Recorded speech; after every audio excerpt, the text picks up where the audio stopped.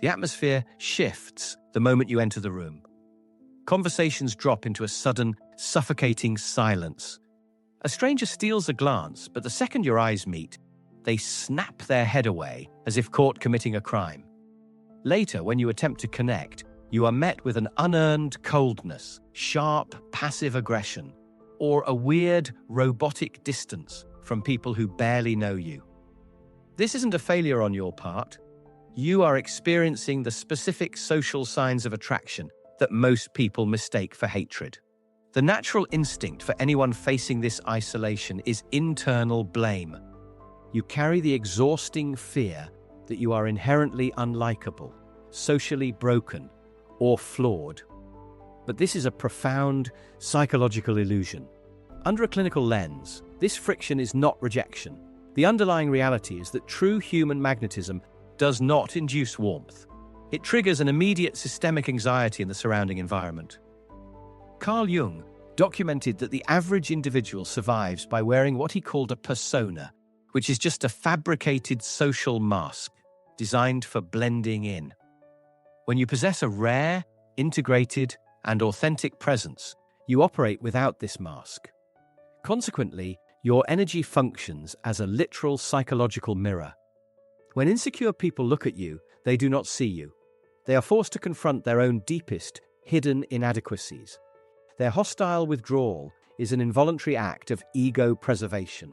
Your quiet confidence registers to their fragile nervous system as a threat, forcing them into psychological gymnastics just to survive your presence.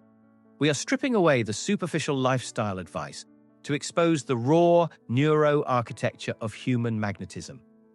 This is the dark science of why your energy is profoundly attractive, and precisely why it terrifies the world around you. When I analyze human social dynamics through a clinical lens, the most glaring misconception people harbor is that attraction acts as a social lubricant. It doesn't. True psychological magnetism operates on a physical principle akin to high-voltage electricity because it completely destabilizes the immediate environment.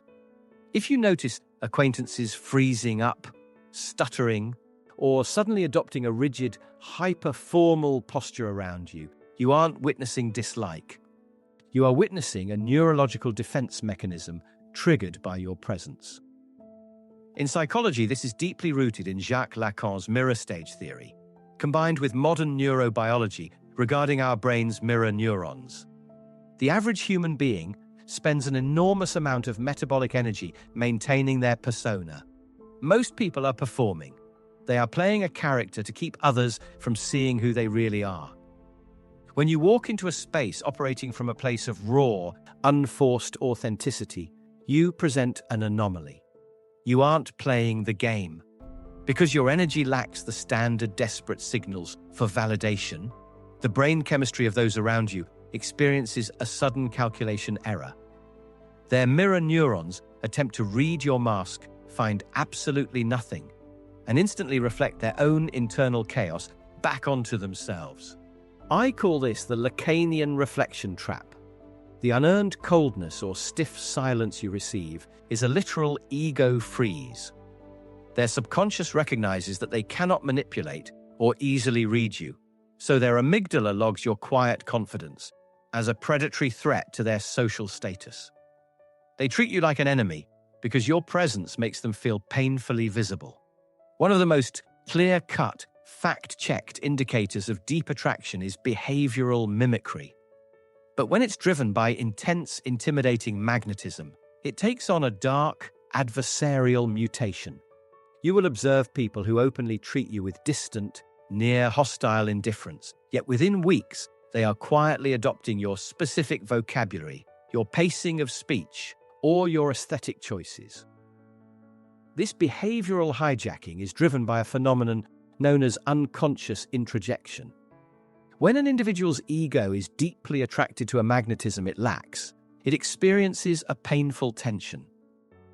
The ego wants the trait, whether that's your quiet confidence or your grounded energy, but it is too proud or intimidated to align with the person possessing it.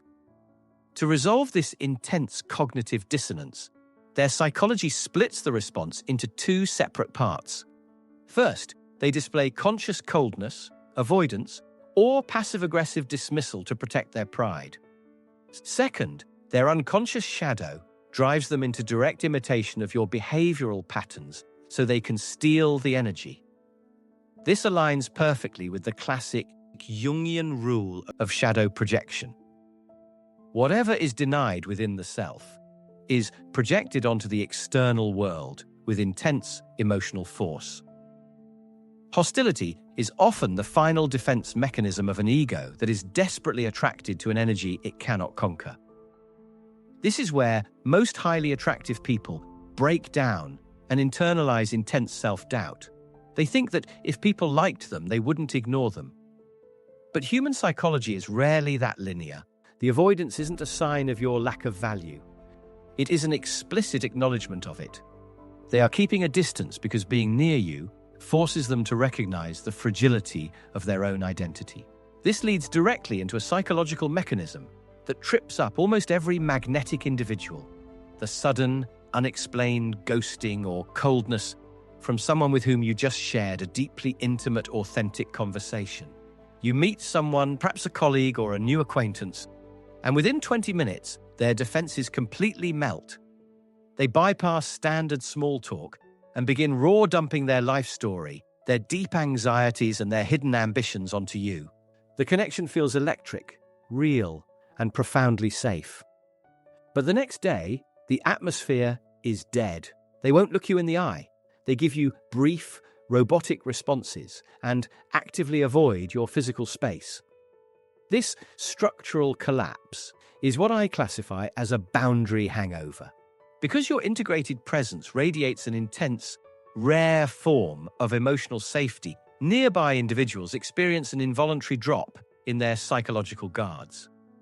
Their unconscious mind feels the relief of being seen, and they confess things they normally hide from the world. However, the moment they leave your orbit, their conscious ego reasserts dominance. The ego looks back at the interaction, panics at the raw vulnerability displayed, and experiences acute shame. They feel exposed, as if you stripped away their armor by force. To overcompensate for this perceived weakness, their defense mechanism kicks in, manifesting as unearned coldness or artificial distance. They don't hate you. They hate how naked their soul felt in your presence. When we synthesize these psychological mechanics, a brutal but liberating truth emerges. Your social isolation is not a design flaw. It is a metric of your psychological weight. Most people spend their entire lives begging for connection, altering their frequencies just to be digestible to the masses. They dilute their energy, polish their false personas, and chase the cheap, dopamine-driven metric of universal liking. But when you possess an authentic, highly integrated magnetism, you do not have the luxury of blending in. You are a walking piece of psychological high-voltage equipment. Once I realized this in my own analysis of human behavior, my entire perspective on social rejection flipped. The unearned coldness, the sudden silence, the defensive walls people build the moment you step into a room. These are not indictments of your character. They are involuntary confessions of their own internal chaos. Your presence acts as a natural, algorithmic filter. It forces the fragile, ego-driven, and unintegrated minds around you to immediately identify themselves by throwing up their defenses. Stop treating their discomfort as your failure. When someone gives you that cold, robotic distance, do not shrink. Do not lower your vibration or perform backflips to make them comfortable with their own insecurity. Recognize that moment for what it actually is, an absolute validation of your power.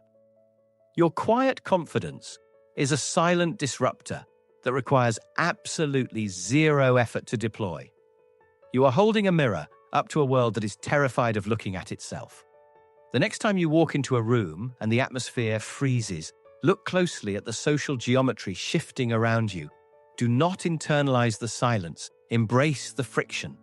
Protect your energy. Refuse to wear a fabricated mask just to lower the stakes for the fragile egos in your orbit. And never forget, Sometimes the people who treat you like you are invisible are the exact same ones who find you utterly unforgettable.